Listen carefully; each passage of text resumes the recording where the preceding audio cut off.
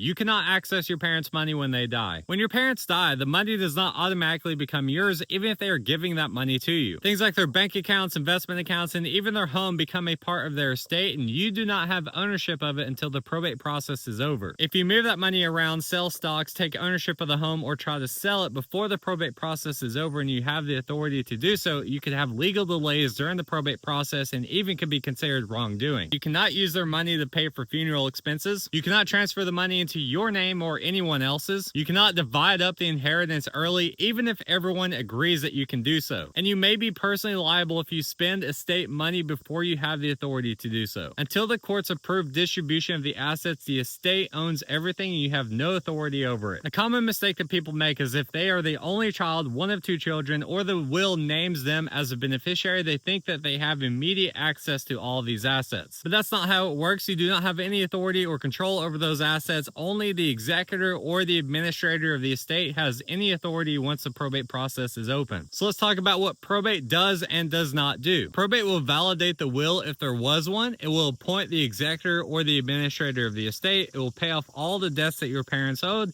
and then allows you to distribute your parents' assets out to the beneficiaries. It does not allow you to skip ahead just because you were their child or the sole beneficiary. It does not release money early without going through the formal probate process, and does not give you control over the assets until you've been legally appointed by the probate courts. No matter how simple the probate process looks, those assets are still frozen in the estate until the probate process has been opened up, the executor or the administrator takes over control over those assets, and then those assets are distributed out to the beneficiaries. So let's talk about how to get access to your parents' money when they pass away the right way. Step 1 is going to be filing the petition for probate along with the death certificate and the will if they had one. Step 2 is that the courts will appoint you as the administrator or the executor of the estate, which gives you the authority to manage the assets inside the estate. Step 3 is going to be get an EIN number and open up an estate bank account. Step 4 is going to be transfer all of their money or investments into that estate bank account, so now everything is inside the estate. Step 5 is going to be paying off debts that they owe to creditors out of the estate bank account. And then step 6 is going to be the final distribution of the remaining assets after those debts are paid out to the beneficiaries per the instructions inside of the will or per the intestate laws. If you want help with the probate process, click link in the bio, fill out the form, and schedule a time to talk to someone on our team. Now let's talk about these steps a little bit more in depth. Step 1 is going to be filing the petition for probate. To do this, you grab their death certificate, the original will if they had one, and fill out the petition for probate or the letters of administration if there was no will. You will file those documents at the probate courts in the county where your parents lived. That will open up the probate process and the courts will appoint you as the executor or the administrator of the estate. Step 2 is going to be your letters of appointment. So you're either going to get letters of testamentary or letters of administration. That will give you the authority to manage the assets inside the estate and distribute those assets out to the beneficiaries. You're going to need these letters to prove to other institutions that you have the authority to manage the assets inside the estate during the probate process. So you'll do things like go to their financial institutions where they have their investment in or banking accounts and transfer that money into the estate bank account. If they had a property, you'll go to the mortgage company and take over those mortgage payments and get the payoff information. And for insurance, you'll need to go to the insurance company and get a new insurance policy because the estate now owns that property. Your parents no longer own that property. Step 3 is going to be opening up an estate bank account. So you have to go to the IRS website and get an EIN number for your estate. With that EIN number, you'll be able to open up an estate bank account. You will transfer all money into that estate bank account, and from that estate bank account, you'll pay for things like expenses for the property or other assets. You'll pay for debts and then distribute the remaining money out of that estate bank account out to the beneficiaries. Step 5 is going to be paying your debts and taxes. So when you open up the probate process, you'll have to publicly notify creditors that your parents have passed away. The creditors will come to you as the executor or the administrator and say, hey, your parents owe this money for these debts. It'll be your responsibility to pay for those debts out of the estate bank account. And if you don't have enough money inside the estate bank account to pay off those debts, you'll have to start selling off physical assets to generate cash to pay those debts off. This would be things like the family home, the cars, boats, etc. You'll have to sell those off, put cash into the estate bank account, and then pay those debts off, and then you can distribute the remaining money out to the beneficiaries. You'll also be responsible for filing the final tax return for your parents and the tax return for the estate. You'll use money out of the estate bank account to pay off any taxes that are still owed for them or the estate. Step 6 is getting the court's approval to do the final distribution out to the beneficiaries. For these distributions, you'll either distribute the assets per the instructions inside of the will or per the intestate laws of your state. When you do these distributions, make sure that you get receipts from all the beneficiaries when you make the distributions out to them to prove that you gave gave that money or assets to them through the probate process. That way, if there's any disputes down the road, you have receipts on how you distribute all those assets. If you want help setting this up or navigating the probate process so you don't become personally liable for anything that goes wrong during the probate process, click link in the bio, fill out the form, and schedule a time to talk to someone on our team.